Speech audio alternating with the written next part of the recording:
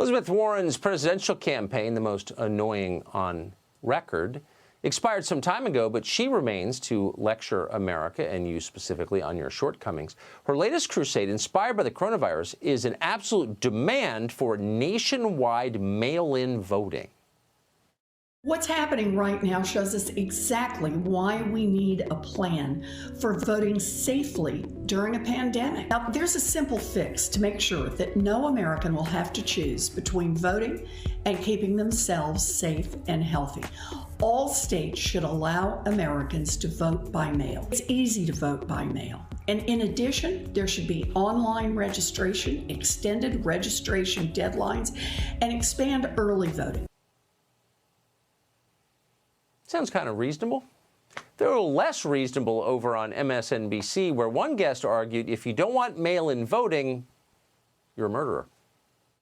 This thing in Wisconsin was one of the most awful things I've ever seen in my life. It'll just go you the extent that what they will go to hold on to power. And it was all about one Supreme Court seat in Wisconsin. They will kill people to stay in power, literally. literally kill people. Unless you're for the Elizabeth Warren plan, you're literally killing people. You have blood on your hands. Let's take this seriously for a moment. Everyone's afraid. Everyone's rethinking how we do things. Should we do it a new way? And that's okay. We should be open-minded. Why haven't we had mail-in ballots for the last 230 years? Maybe the reason is mail-in ballots are an invitation to widespread fraud and manipulation. And if you want to rattle people's faith in the system that we've had for centuries, maybe you would do that. I don't know. Tom Fitton's thought a lot about it. He's president of Judicial Watch. He joins us tonight. Hey, Tom. Hey. So it's just so interesting in a moment like this, people gravitate towards solutions that make you wonder, particularly when they all align behind one solution, it makes you wonder, like, why are they all for this? I mean, maybe it's a good idea, maybe it's not, but why are they for it, do you think? I think they want to set up a system that makes it easier to steal elections. They don't want mail-in voting the way people understand it.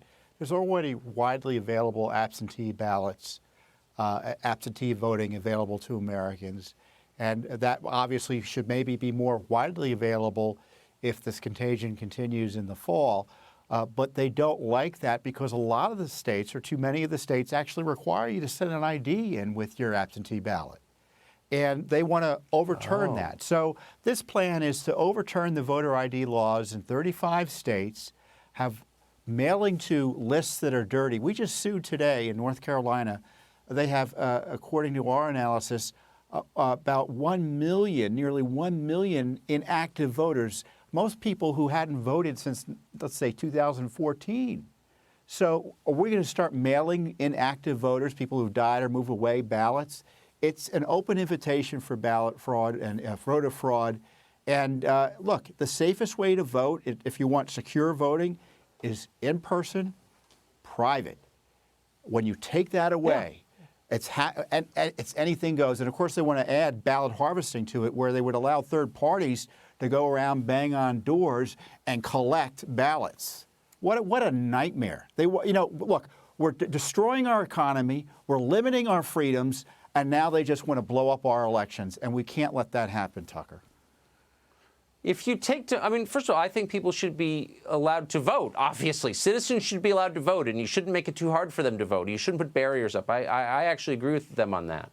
But if you care about democracy, you want to keep people's confidence that it's real, right? And so you want to make sure that non-citizens aren't voting, for example, but they want to do the opposite, which tells you everything. Tom, great to see you tonight. You're Thank welcome. you.